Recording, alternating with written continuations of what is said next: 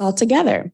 So with that, I'll go ahead and introduce these two wonderful women we have up here today, and we'll go ahead and get started. So first, Dr. Jessica B. Harris. Professor Jessica B. Harris is one of the world's leading authorities on food and foodways of the African diaspora. In addition to lecturing widely, consulting internationally, and writing extensively for both scholarly and popular publications, Professor Harris has been the recipient of 3 James Baird Foundation Awards for her work regarding the food and history of the African diaspora. Professor Harris's 2011 book, High on the Hog, A Culinary Journey from Africa to America, won the International Association of Culinary Professionals Food History Award in 2012, and in May 2021, premiered as a 4-part Netflix documentary series, a work that won an NAACP Image Award. She was the 2020 James Baird Lifetime Achievement Awardee and one of Time's 100 Most Influential People of 2021, Dr. Jessica B. Harris. Thank you. Effie Lee, storyteller, writer, proud Southerner, exploring the history and folklore and art of horticulture. Effie Lee is an international speaker, writer, and founder of Conquer the Soil, a community which explores the history, folklore, and an art of horticulture. She has spent a whole lot of time in the dirt as a former municipal arborist and airport landscape manager, and is currently the director of horticulture at the Oakland Cemetery in Atlanta. Her essays have been featured in publications including the New York Times and Wildflower magazine. Lee is a graduate of Auburn University College of Agriculture and an alumna of the Longwood Garden Society of Fellows, a global network of public horticulture professionals. Effie Lee. Thank you.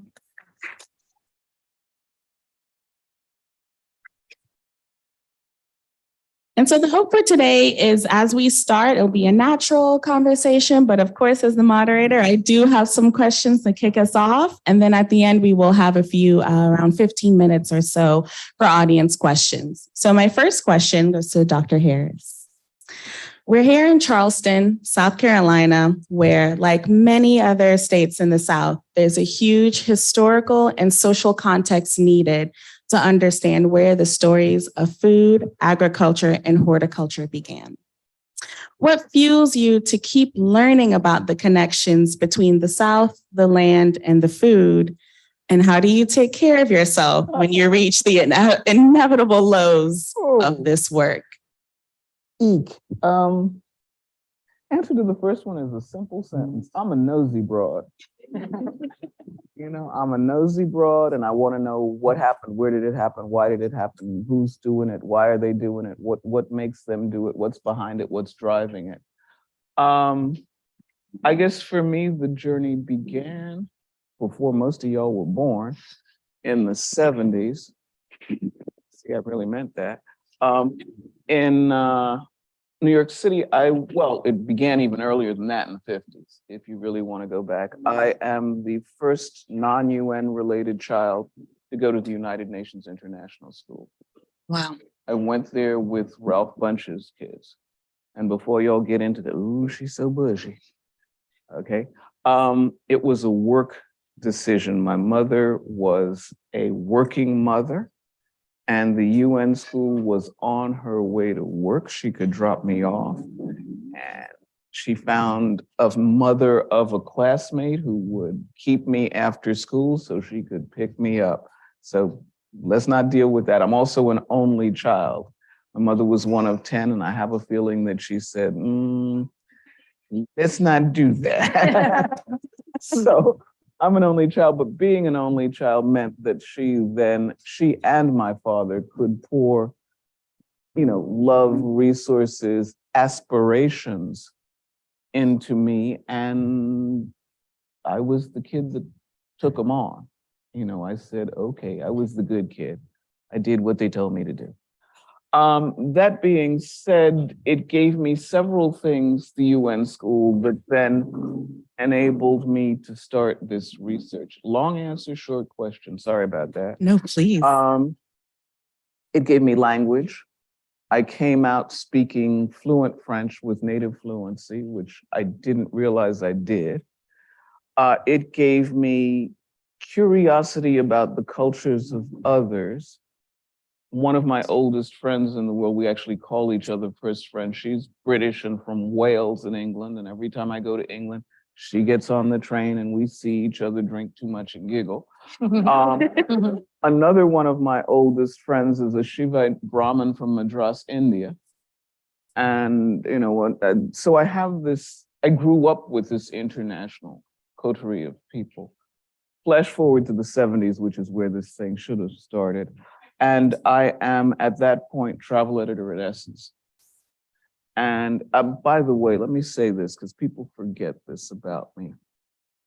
All of my work was done up until 2018 as my side hustle. I had a full-time job. Let me repeat that. Full-time job. I taught at Queens College, CUNY in the SEEK program for 50, that would be 50 years. Wow. So that's the part people don't see. Thank you. But no. But I think it's time to talk about the swan feet. You know, the little swan, the swan just glides. And then under the ground, swan Right. paddling like mad. So that's the swan feet. So in the 70s, started traveling the African diaspora, if you will, the African Atlantic world, long before it was called that. And my mouth started talking to me. You know, my mouth said, you tasted that before. Or that tastes just like what your grandma made. Or you know that ingredient. And that was the beginning of starting to put the thing together. The second book that I wrote was called Iron Pots and Wooden Spoons, Africa's Gifts to New World Cooking. And it began to trace a culinary continuum between the African continent and not just the United States, the hemisphere, because never do something simple if you can do something complicated. Right. And bottom line is I've been, you know, working that continuum ever since. So that's me. Thank you. And so then my next question is to Abra. And I want to ask if you can talk more about what you have experienced and discovered while writing Conquer the Soil and connecting with the Black Americans who steward our land. What I have experienced and discovered while writing Conquer the Soil, a book that is a forthcoming book that I'm writing on Black garden history, is one of the things is that I started it thinking this is a book on Black garden history. And to give you context, my part in horticulture, my studies, my work has been in what we call ornamental horticulture, which is the decorative side, beautification, the Black garden clubs, and the churches that would add these beautiful details to make their spaces beautiful. I initially thought I was just writing about history. And what I realized, because I saw how long the people I write about were in their careers, 20, 30, 40, 50 years, how they learned from their grandmother. I learned I was writing a book on love stories and people that loved what they did. They loved making, and still do, making the world and their communities a more beautiful place. So that is very much the most illuminating thing. And even though I'm not finished with the book, the first sentence is, this is a book of love stories, because I want people to know that. And how long we've been doing it with the level of passion that we've been doing it. And also that Black people have just found a way, even despite the circumstances. So I'll give an example. There is a famed horticulturist from North Carolina named Billy Hunt, Dr. William Lanier Hunt. And he writes about, he's passed away many years ago, but he writes about when the Civil War comes to the South and the plantations are burned to the ground, It is the formerly enslaved people that go back to these spaces and take the clippings and the cuttings and the seeds. And that's why we have so many of the heirloom roses today and camellias. So I think about, in spite of the circumstances of bondage and the horrors of slavery, they're like, screw mess, I'm about to go back and get this rose I took care of because they loved it, right? And so two things can be true. Just the pain of what you're going through, but Nate, this belongs to me. I did this. So that was something that really, the love and both and their love of nature so much, they were willing to go back. And so they brought them back into their spaces and preserve these plants. And we have these heirloom plants to this day. So the love and the courage, I think. And it's so beautiful to think about that. So I, recently moved to Charleston last May, and, just really understanding the balance between the beauty, the history, and moving forward of the plantations here and these formerly enslaved peoples that tended to our land. I don't think it was until I moved here where I, really had that shift in thinking that, yes, there's the history, but these were our first horticulturists, our first landscapers, our first garden architects, our first designers. And I think it's just so beautiful as you're writing this book, which I'm really excited about. Another shameless plug when it comes out. Everyone, please go support. As you're, connecting, and how about, just from the history to the present and through stewardship. Yes. And so this is a conversation about Black women dreaming in land, and I think it's so interesting. We have the horticulture side, which is ornamental, and we have the food, which our land grows from, and what that history looks like. And, just thinking about what that intersection is, Dr. Harris, in previous interviews, you've mentioned how food connects to the world with the capital T and capital W. And so can you talk more about this idea? Yes, but I'm going to be oblique and get not off topic, but stay on topic, but not necessarily answer the question. Please run away with it. Yeah, y'all figured me out by now. One of the things that I learned is that the deep study of food leads you inexorably to botany. You don't have to like it, you don't have to know it, you don't have to even think about it. But sooner or later, the deeper you go into the study of food, the more you discover that you need to know about what that thing is. And so one of the things that I've been doing recently, and Avra and I have been talking about it, is last summer I curated, that's their word, not mine, an African-American garden at the New York Botanical Garden.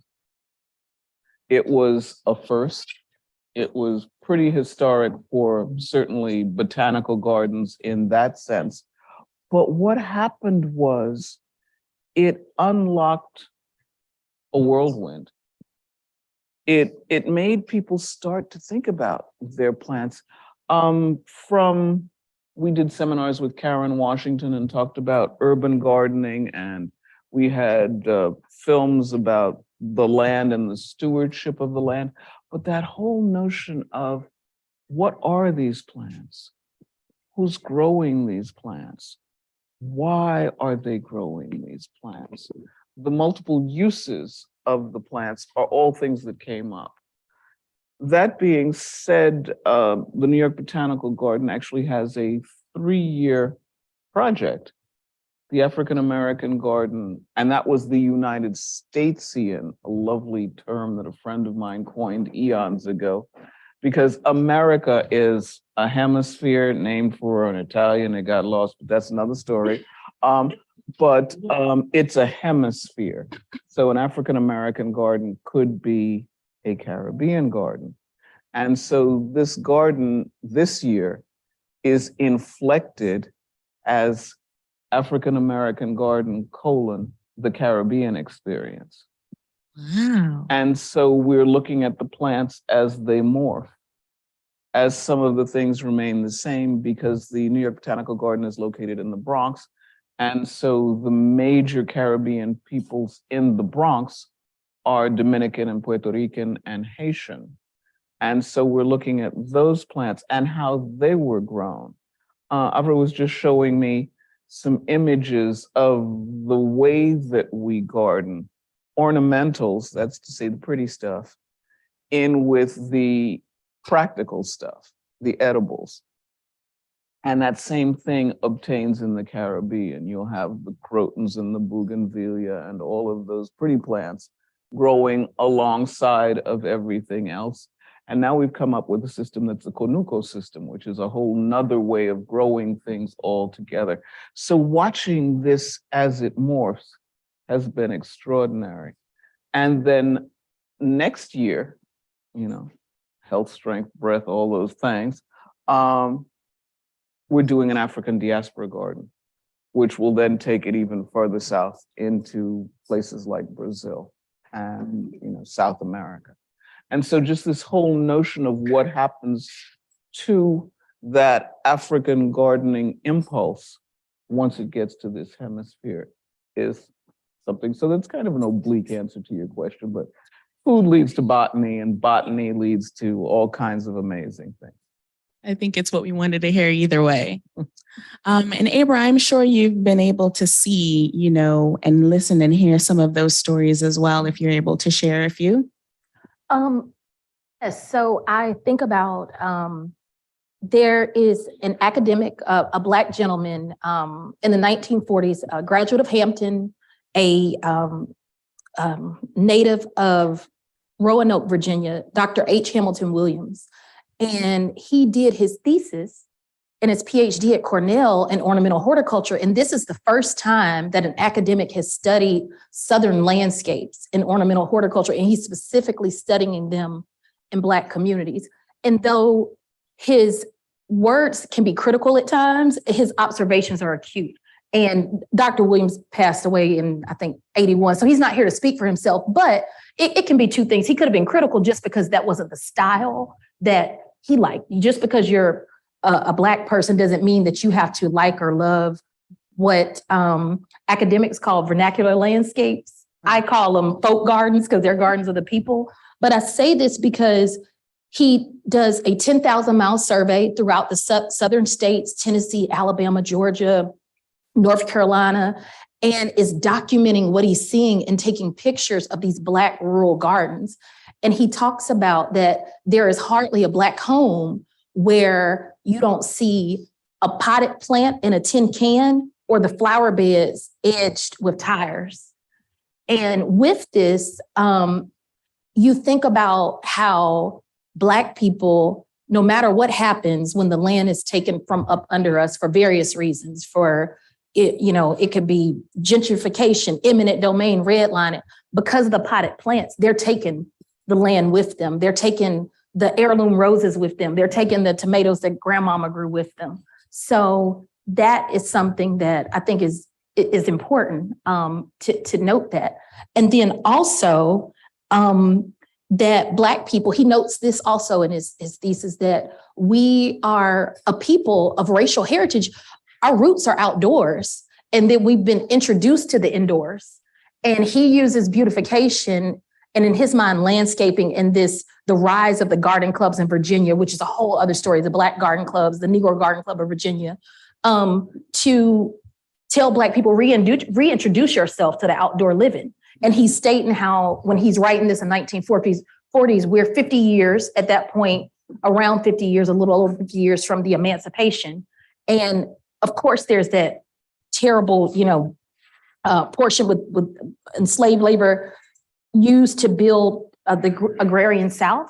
But he wants people to be reintroduced to the outdoors through beauty. And so I really, really, really love that as well. The idea that there's multiple ways that it can be approached, and that our creative efforts are not only needed, they're valued. And he goes on to document them. That's beautiful. It's, we can all have room to play in the dirt a little bit more, right? Yeah. And so, Abra, in one of your interviews, when referencing the work of Effie Lee Newsom in her children's book, Gladiola Garden, you said the following: while lynchings are actively going on in the South, and there's this racial tension in America, She's using nature to show, hey, you deserve this. You deserve beauty. You deserve luxury. You deserve flowers. You deserve vegetables. You deserve to just escape into this. You're a child, and these are gifts to you as well.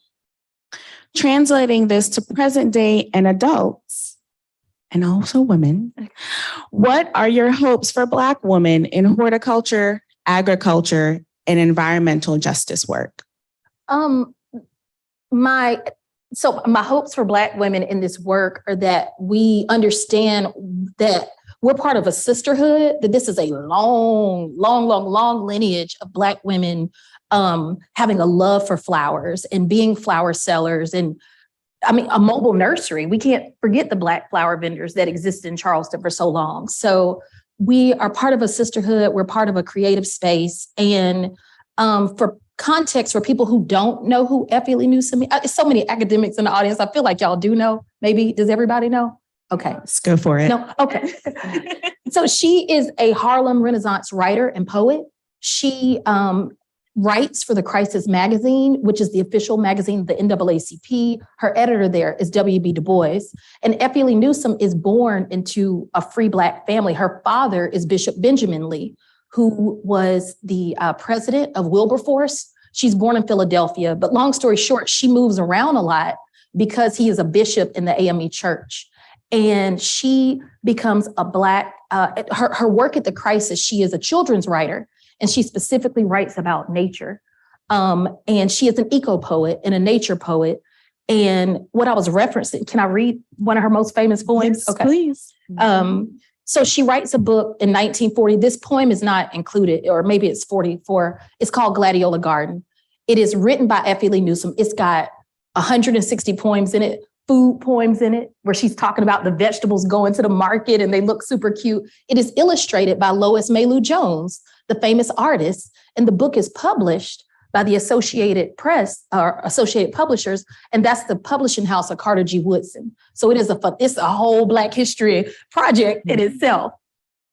And this is the first book of children's nature poetry, and she's writing it specifically to Black children. And with Gladiola Garden, what she's doing, she's comparing the many colors of gladiolas to the many colors of Black children. So she has a line in it. She says, "Oh, little girl, oh, little boy, in gardens of mixed shades, much joy, one really has to think of you because you are many colors too." So she's saying all your Black and brown, all these red and yellow gladiolas are arranged. And I'll read this poem. I'll be quick because I don't want to take too long, but this is her most famous poem. And I'm bringing this up because Shanice was talking about the part during the Jim Crow era and Effie Lee Newsom speaking to these children. This is when active lynchings are going on in the South, domestic terrorism. So we have every right to be scared of nature, trees, being in the woods. But she writes this. It's called The Bronze Legacy to a Brown Boy. "'Tis a noble gift to be brown, all brown, like the strongest things that make up this earth, like the mountains grave and grand, even like the very land, even like the trunks of trees, even oaks, to be like these. God builds his strength in bronze, to be brown like thrush and lark, like the subtle wren so dark. Nay, the king of beasts wears brown. Eagles are of this same hue. I thank God then I am brown. Brown has mighty things to do." And so I think that's just so beautiful that she tells the children, the only thing that can match your Black and brown is the power of the oak tree, the power of nature, the power of the lion, the king of the jungle, the thrush and lark, the bird. So I think that's pretty important. And we still need to hear that today, because I think sometimes we can forget how beautiful we are, how joyous we are. And I love that she recognized that children deserve to hear that during that era, and they deserve to hear it today. And it starts when you're young to continue hearing those words of affirmation. But when you're old, you need to hear it too. Yeah. I have to admit, I've just got a little emotional, but it doesn't take much for me to cry anymore. No, but that's beautiful. That was beautiful. Thank you for sharing. You're welcome. Absolutely. Question, if I may. Yes. Is the book available still? The book is available. It was re-released in 2020 or 2021. Mm-hmm. You can see an original copy online. At the New York Public Library has scanned a copy. And this is the proud purchase of my life. I have an original, beautiful copy of the book, and it's got a beautiful cover where the cover is in color. Mm-hmm. And it's these little brown children that Lois Mailou Jones has drawn. So I didn't mention who she is, but she ended up being the head of the art department at Howard University for decades and decades, a wildly famous Black woman artist. And they are holding these oversized gladiolas. So I think that I will mail you a copy of this book, Dr. Harris. I will be happy to purchase it for you. I actually love it. And here's, yes, what I call Jessica stories at this point, which are just really testimonials to the fact that I'm old. I actually knew Lois Jones.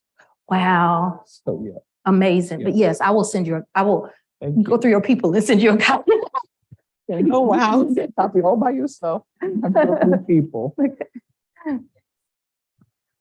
Yeah.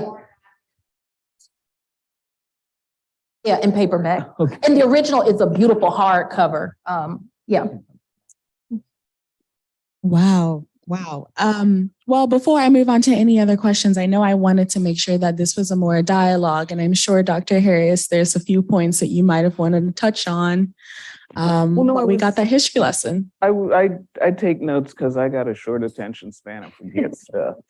But I love the way that you talked about how back in the day, which I dare not say too loudly, that people were introduced to the outdoors through beauty. I think one of the things that's interesting is that sort of swiveling a little bit nowadays, in that young people are going back to the land for food. If you think about the Penniman sisters, if you think about Karen Washington, if you think about folks who are going back and reinventing and reclaiming African-American stewardship of the land, then you find that the entry point seems to be these days food. Yes. And I find that that's an interesting thing, particularly when we think about food, the botany, the way that happens. The other note that I have says we are, underlined 4 times, seed savers. Everybody knows a grandma and auntie as somebody who would go back and not just harvest the plant, but get the seeds and save the seeds. And the last thing I wanted to mention was gendered horticulture. The whole idea of what's women's work, what do the men do? And I think that this is something that I certainly haven't investigated, perhaps you have, but that very much connects to the continent. There are specifics, certainly in terms of Guinea and in terms of Sierra Leone, in terms of growing rice, specific roles attached to what women do, what men do. And that, I think, could be a very interesting research project for one of y'all. Yeah.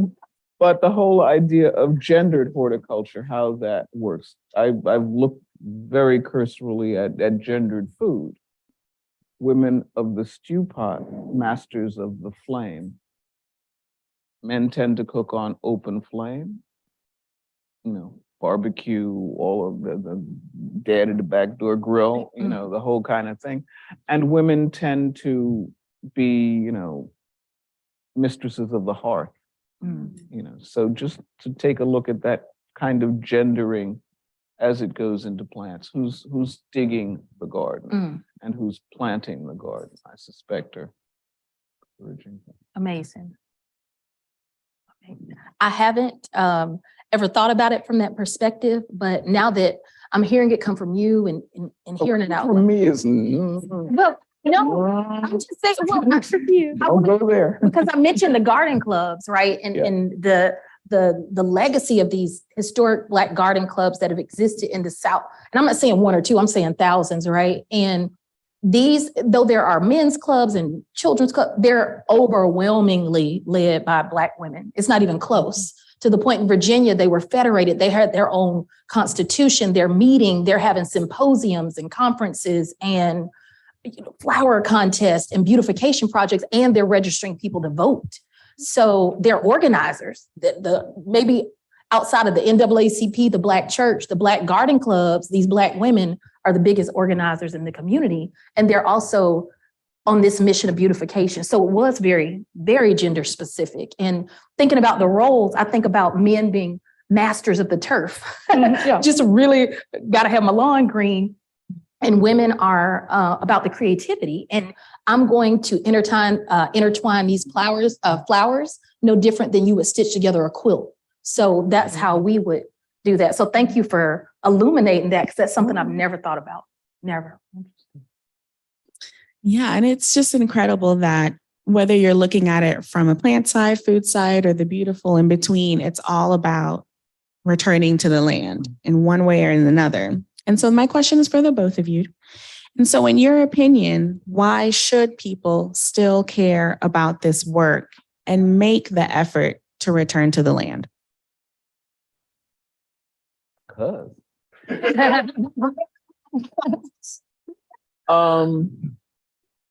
Well, as I said earlier, and just to flip it, food, botany, we are in a period of crisis. We're in a period of crisis where we have the possibility of perhaps saving ourselves through the stewardship of the land, through carefully watching and curating and designing what we grow and what we grow then to consume. And also what we grow to beautify our lives and to give us the word that, is kind of getting overused these days, the joy that allows us to, the old song, keep on keeping on. I mean, and I think that is something that very much can come out of this return. There's a kind of amazement that comes from planting a seed, then going back X or Y number of weeks or months later and harvesting that and eating it. It's like, oh my goodness, I did that. Well, I didn't do that, but I aided the doing of that process. And I think that mystery of the land, that extraordinary connection to the soil is something that then is beneficial and maybe our salvation. For me, it is, I think about it's important because recipes have been lost. And I don't just mean food recipes, I mean planting design recipes. And Dr. Harris brought up earlier, I was showing her a picture from a story called The Passing On Party. It's written by a white woman named Effie Graham in Kansas, 1930s. And it's a fictitious, and I say that in air quotes, a fictitious story about night watch. Someone's passing on. But the way that the illustrator of the book sketches out these two older Black people in Kansas, Aunt June and Unc Junk, who are the I guess, protagonists of the book. And she draws a picture of them outside of their cabin and the cooking pot hanging outside and the broom out there of the swept yard and the flowers coming up through the barrel. And I was like, this ain't fiction. You saw this garden. You saw these Black folks, these old Black folks out there. And what's even more beautiful, one of the only other illustrations in the book is the details of Aunt June's garden. And though they criticize it again in the book, they write about it in such detail, that it's real. So they talk about the pieces of the broken fence. They have pictures of the cabbages planted next to the irises and these heirloom plants. And I think about when I read about Black garden design from that time, the 30s, 40s, and Black people having the edge tires, the painted rocks, the broken plates, reusing all these pieces that could have just gone into a junkyard. And now we call that upcycling and repurposing and all these things that are great to save the environment. And these Black women have always done that. And we don't even sometimes know what or how our grandmothers put the plant palette together. They had a design vision. That doesn't mean you sat at your desk and sketched it out. They were doing it in real time. No different than you season food in a pot. That's how they were putting those gardens together. And it's important I think for us to learn our history there so we don't lose those recipes anymore, because we're so disconnected, generations at this point, from those original details. And I think it will be lovely for us to get back to them as a people. Thank you. So my final question before I turn it over to the audience, so once again for both, is what's a topic or question you've always wanted to speak more about but never got the chance to? I'll go first. I love, it's two things. So I've been going through letters, some old letters I found, cleaning out my parents' home. We're restoring it, my childhood home. I'm moving back into my childhood home. And I find these old letters. My mama grew up on a farm. So I'm from Atlanta, grew up there. On the weekends, we go down to Barnesville, Georgia, to Lamar County represent. I heard that. Thank you. And I'm reading through these old letters that my great aunts, meaning my grandmother's sisters, and my great grandparents, the ones who, actually they're my great grandparents, the ones who bought the farm, they're writing a letter to their children, some of them that now live in Ohio, saying, did you get the potatoes I sent you? And I love reading these old letters. And you can read letters between W.B. Du Bois and Zora Neale Hurston, and they are talking about gardens. You can read letters between Dr. H. Hamilton Williams and his mother, and she's talking about what's in bloom. So that's something that I feel like I want to explore more deeply. These letters from the 20s, 30s, 40s, where Black people are really talking about a garden for 3/4 of the letter. It's amazing. So again, those love letters, but as they pertain to what they're growing and what's blooming, I think it's incredible. It's incredible. So, yep. Mine seems very dull after that. No, never. I would like a variety of things. I've got about 3 books I'm in the process of writing. I won't talk about those. But one of the things that I think that relates to horticulture is in the Caribbean, and that's because of the current focus. One of the things that's problematic is language. We don't talk to each other necessarily across languages. I would love, and I keep talking about this, maybe somebody will say, oh, I'll work with you on that. A dictionary of terminology. The Latin, the English, the French, the Spanish, and particularly the variants island to island to island to country, the Portuguese, the papiamento. What are we talking about? Is it a guinep? Is it a lemoncillo? Is it a mamoncillo? What is it? Because if it's A here, it can be B there and Q somewhere else. And we may be talking about the same thing and we just don't know it. You know, most Americans in the United Statesian sense don't know the difference between cilantro and culantro, and don't know culantro as shadow benny, and don't know shadow benny as chardon benny, which it is a corruption of. So there's all of that I would like to see come together somewhere where we can see all of that and understand who we are, because I think one of the things that we in the States don't always see or do is there's power in connectedness. And if we can start to build bridges, connect with like people in the hemisphere, and then if I had a whole nother lifetime to look at what happens when you go to the east of Africa, whole nother set of slave trade routes that we don't even talk about. Let's connect those dots and see what kind of power that builds. And that would be the thing I'd like to do if I had a lot of time. Absolutely volunteering myself for however you need support. Well, thank you so much for even just being here and talking about this. And I hope we can continue to find different ways to dream about land. And so for now, I'll open it up to the audience. I think we have time for 1 or 2 questions, maybe. Be careful. Not that. Okay.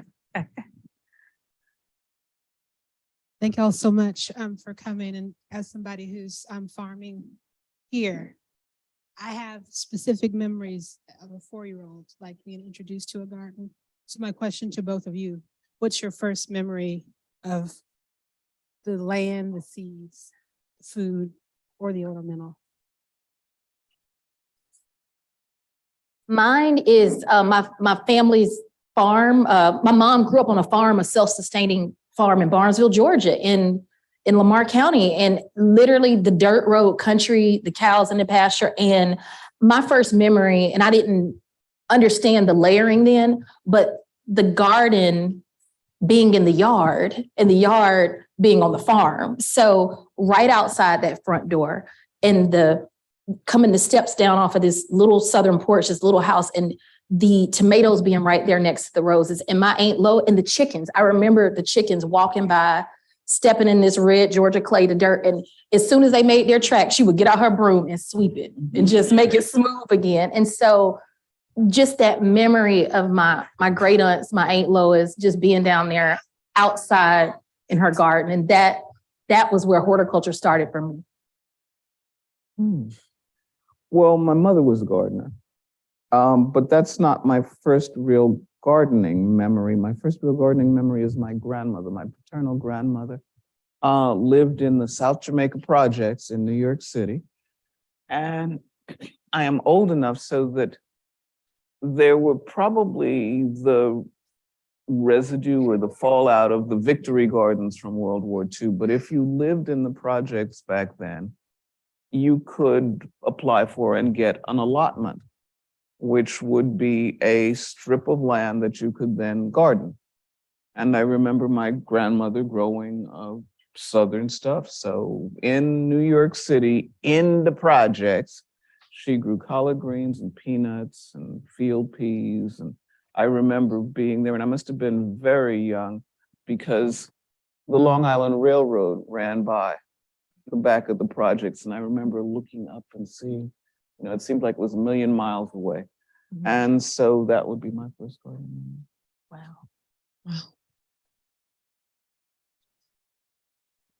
Do we have another question? Barbara has a question. Too. I work at the library in West Ashley. It's the Cynthia Graham Hurd Library. And I'm relatively new. And one of my goals there is to reach the African American community, specifically in West Ashley, because they're being squeezed out. Charleston is very well known for gentrification. So my goal and my hope is to create a place, the library, obviously, for the community to have ownership and a space for them. So you talked about preservation of culture and language and foodways. And I wanted to know if you know of ways, or if you have ideas of ways of how we can help encourage people to preserve those things. And someone from the outside, obviously, how can we help facilitate that and make it easier for them?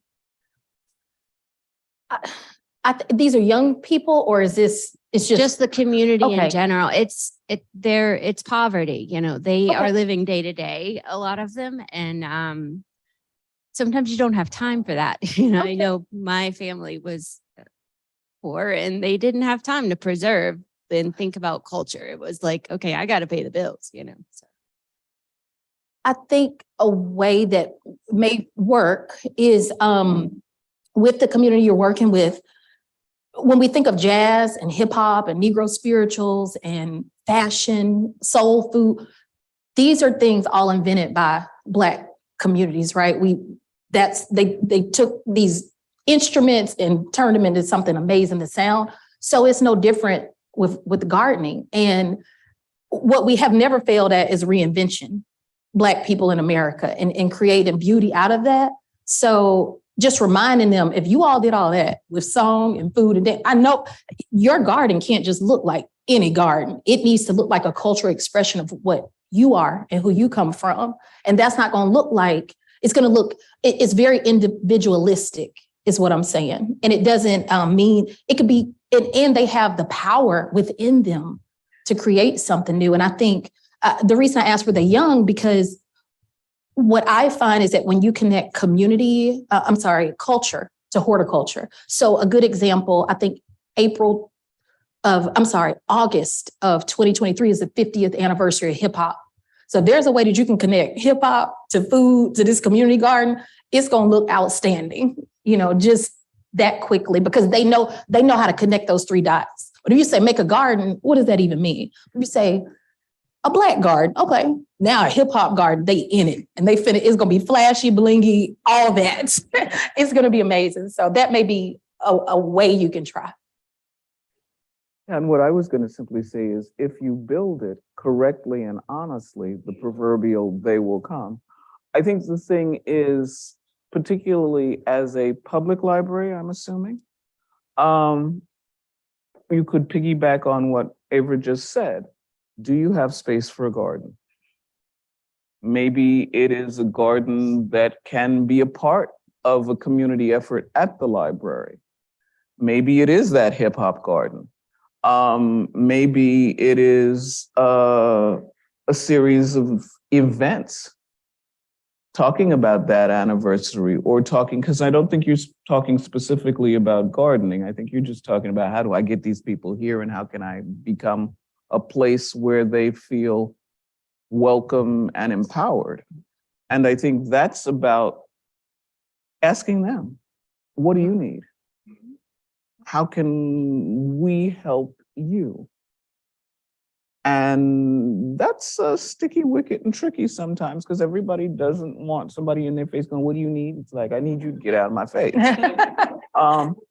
But if you open it, if you honestly provide things, if they are in need, as you suggest, is there a way to connect with the local farmers market and maybe have it meet there? Provide fresh food and vegetables, come to the library and, maybe on your way home, you can pick up a X, a Y, or a Z.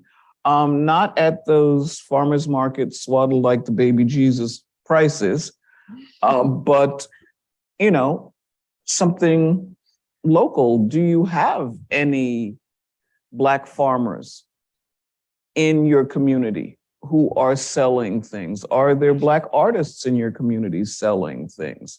Black musicians who would love a venue to perform? All of those things, playwrights, poets, a poetry slam, all of those things that come out of people wanting to do something that's theirs, and then providing them a space where they can share it without judgment, okay, and hopefully without cost, okay, so that they can then do what they do. And then that becomes known, and you find that people are going, oh yeah, I'll meet you at the library. That's all I got. Yeah, two more questions. One here. Hi, Dr. Harris. Hi. I'm pretty new at this gardening thing. I have lots of trees in my backyard, and I've been doing a lot of container gardening lately, but should I try to concentrate more on the land? Because that container gardening is costly. I am not a gardener like that. I really can't advise you. All I can say is, if you have a lot of trees, what are you trying to grow? Are you growing ornamentals? Are you trying to grow food, veggies, and flowers? Well, I live in New York City, so everything's in a container. But I think that, move those containers around. Don't think classic, it's a container. That big old tub that you're a caterer, if I'm not. Okay, you've got a lot of tubs that stuff is coming in. Those are containers. Let the kind of to riff on Gilbert and Sullivan, let the punishment fit the crime. Do a container garden that is a caterer's container garden. Use what you got. Use what you got. Some of those pots that may be a little too old to put out on the table because it's not shiny enough. Grow some ivy around that sucker, plant it in the middle of the garden and put something in it. That might work. Thank you. And thank you, by the way, for today. That's Yes, quite thank you so much.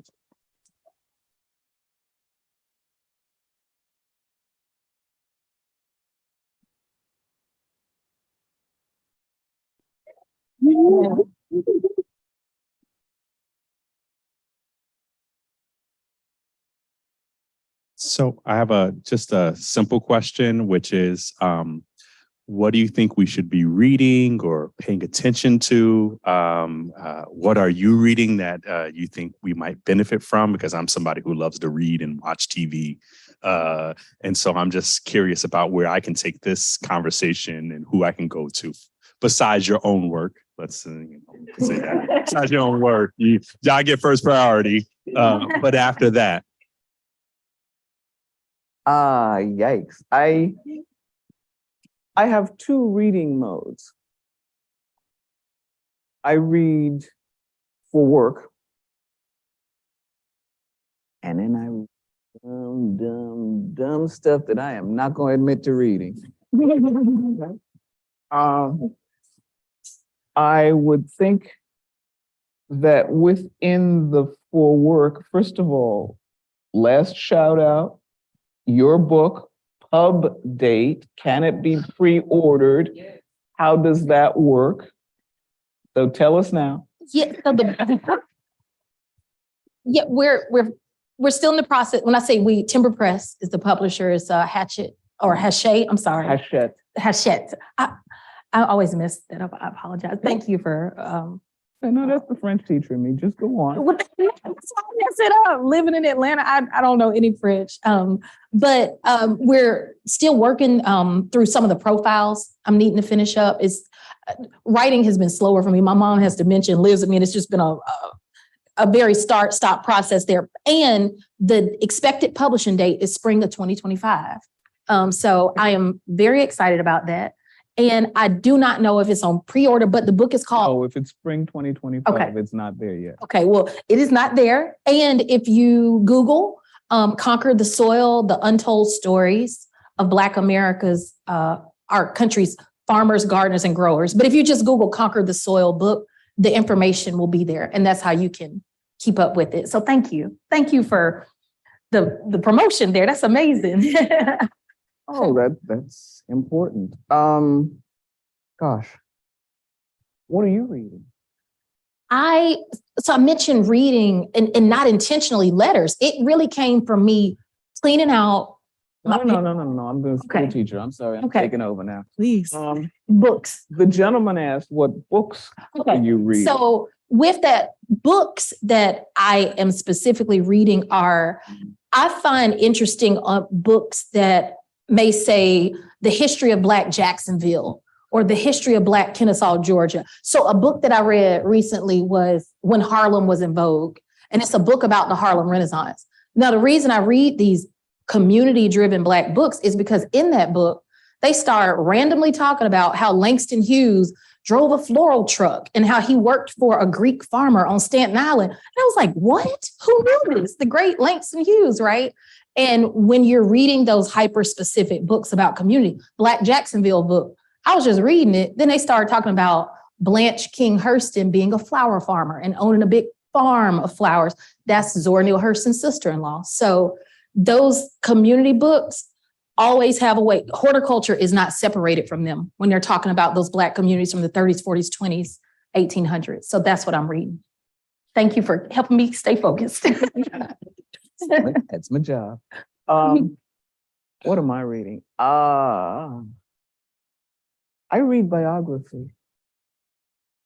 I just got through reading, well, and I read biography all over the map. I just got through reading a biography of Elizabeth Taylor, of Chuck Berry, and currently, although I'm kind of tired of her now, Anna Wintour. So I am all over the map. I read art books. I am big into fashion. Patrick Kelly, Runway of Life. I actually knew Patrick, and this is the catalog from the exhibit that was at the Dion that I didn't get to see, so I'm deeply aggrieved about that. What else am I? I mean, I have a friend of mine rather rudely referred to it as the 7 pillars of wisdom, which is the 7 piles of books next to my bed. So, and I read multiple things. I switch off. I tend to try to switch between fiction and nonfiction. But, I am also a big fan of what in French they call BD, bande dessinée, which are graphic novels before the fact. I try not to read the terribly crazy ones, but I read, there's a man named Ferrandez who has done a whole series of the history of French Algeria from the original French settlement. And he's just published another variant that takes it through after independence into the 80s. So, I mean, all over the map, truly all over the map. That's pretty much the way to say it. All right. And what are you reading? Oh, wow. Okay. Sure. Well, I haven't started it yet, but I'm really excited to read Nature Swagger. The owner or the writer of the book, her name is on the tip of my tongue, but she's the founder of Outdoor Afro. And so it is a book just journaling different stories and lives and experiences of Black people in the land, not only farming and growing, but also for environmentalism and just being outside. I just finished The Wild Hunt, which it was an okay book, to be honest. But it was beautiful. It was beautifully written. I think it was just unexpected. And that is a book.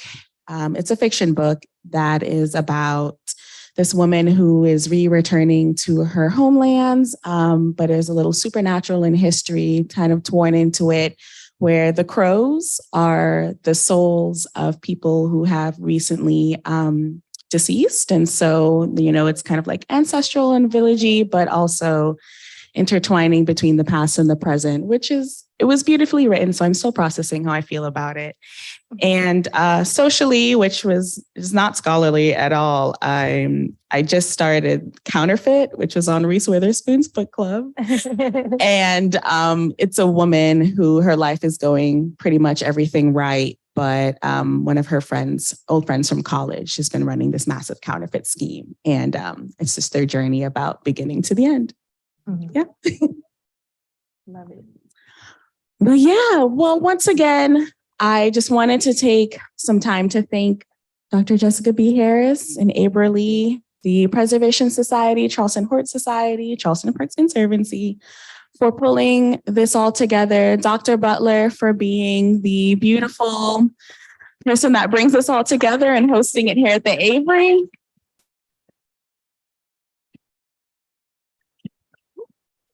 Please continue to keep up with the Avery and their amazing events and what they are doing. Also keep up with all these other organizations, because a lot of what we do is for the community in one way or the other. And we'd love to have you all there. And so thank you. Thank you once again. And I hope we can all continue to find ways to think about the land. Thank you. I don't have much I wanted to add, but I did want to say thank you all for coming out and spending Friday lunch with us. There's people who came in different avenues to the Avery. And so On your way out, you are welcome to take in our exhibit space. So one of the things I didn't get to say, I don't know how many people that this is their first time, but I didn't get to add a little backdrop. And so the building you're in used to be a school for African Americans during the Reconstruction era. So 1865 is when the school opens as the Avery Normal Institute, but this building opens its doors in 1868. And that matters because the brick is original, the pillars are original, and you're standing on really sacred ground. And so it was the Avery Normal Institute until 1947. Then it became an Avery High School and closed its door in 1954. There's a lot of things in between, but I encourage you to check out our classroom exhibit downstairs to read all about it.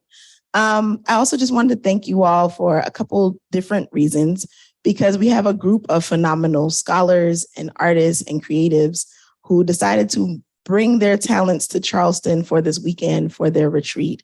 And so if you are part of the Diaspora Solidarities Lab, please raise your hand, please. Oh, so I can't tell you all how much, I think I told this to Brian, I love the word synergy, and today was nothing but synergy and fate, because Dr. Harris didn't know that this group was going to be here. Abra didn't know, Shanice didn't know, they didn't know. So, but I think there was a really beautiful kind of collaboration and conversation. I really do appreciate when things come together. So I thank y'all for that. Get to know people, eat some food, make sure to let our guests eat. And if they have time, Dr. Harris, if you so please, there's a few books that are floating around. I think there's 15, so you only got to sign 15 books. If she has time, that she will be able to sign your book. All right. Okay. And thank you to everybody from Gullah Parties by Barbara. We appreciate you.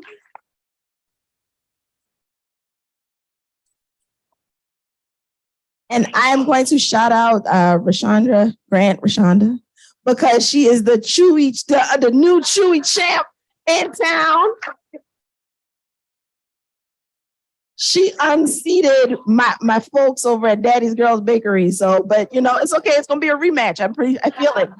So if you haven't had a Chewy, those are a Charleston like exclusive kind of situation. So it's not a blondie, right? We can have this debate, but I don't know, the chefs might beat me up, but I would say give it a try. Enjoy yourselves. On your way out, check out the exhibits, and y'all have a great rest of the day. Thank you.